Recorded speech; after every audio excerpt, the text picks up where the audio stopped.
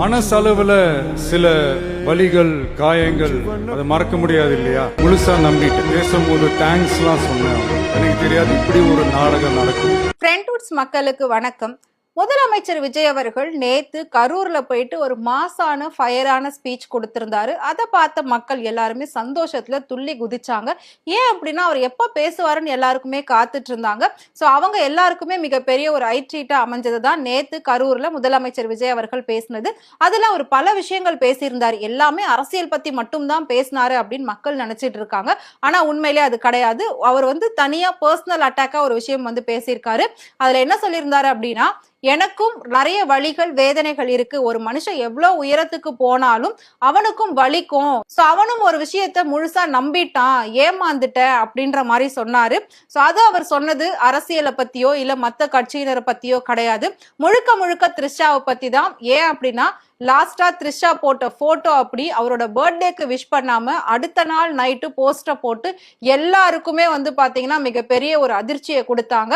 So ரெண்டு பேருமே அப்ப பர்த்டே செலிப்ரேட் பண்ணாங்களா அப்படின்ற மாதிரி தான் எல்லாரும் பார்த்துட்டு இருந்தாங்க. பட் அது ஒரு ஏஐ போட்டோ அப்படின்றது தென்னந்தெளிவா தெரிஞ்சது. சோ இந்த போட்டோவை எதுக்காக த்ரிஷா பர்த்டே முடிஞ்சதுக்கு அப்புறமா போடணும் அப்படின்னு தான் எல்லாருமே கேள்விகள் கேட்டுட்டு இருந்தாங்க.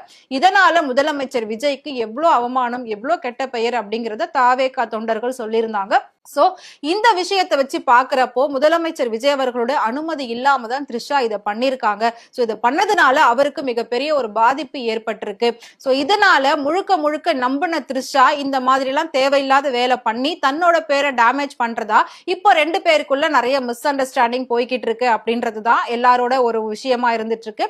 சோ உண்மையிலே ரெண்டு பேருக்கும் நடுவுல பல பிரச்சனைகள் போய்கிட்டு இருக்கு. அடுத்த மாசம் கேஸ் ஹியரிங் வருது, அதாவது டிவோர்ஸ் கேஸ் ஹியரிங் வருது. அதுல ரெண்டு பேரும் சேர்ந்து வாழ போறதா பல தகவல்கள் வந்துகிட்டு இருக்கு. சோ உண்மையிலே ரெண்டு பேருக்கு நடுவுல பல பிரச்சனைகள் இருக்கு. த்ரிஷா இன்டைரக்டா அவரை மிரட்டுற மாதிரிதான் இந்த மாதிரி விஷயங்கள்லாம் பண்ணிட்டு இருக்காங்க. சோ இதை எப்படி போக போகுது அப்படின்றத நம்ம வெயிட் பண்ணி பார்க்கலாம். முதலமைச்சர் விஜய் அவர்கள் கரூர்ல த்ரிஷாவை பத்தி தான் இந்த வார்த்தையை சொல்லியிருக்காரு அப்படின்றது நம்ம எல்லாருக்குமே தெரியுது. பட் மக்கள் எல்லாருமே அவர் முழுக்க முழுக்க அரசியலை பத்தி தான் பேசினாரு, மத்த கட்சியினர் பத்தி பேசினாரு நினைச்சிட்டு இருக்காங்க. உண்மையிலே முதலமைச்சர் விஜய்க்கும் த்ரிஷாவுக்கும் பிரச்சனை ஏற்பட்டுடுச்சு. அவர் த்ரிஷாவை முழுசா நம்பினாரு. பட் நம்பிக்கைக்கு அவங்க துரோகம் பண்ற மாதிரி தான் இந்த மாதிரி போட்டோஸை போட்டு அவர் பேரை டேமேஜ் பண்ணிட்டு இருக்காங்க. அததான் அவர் அங்க மென்ஷன் பண்ணிருக்காரு.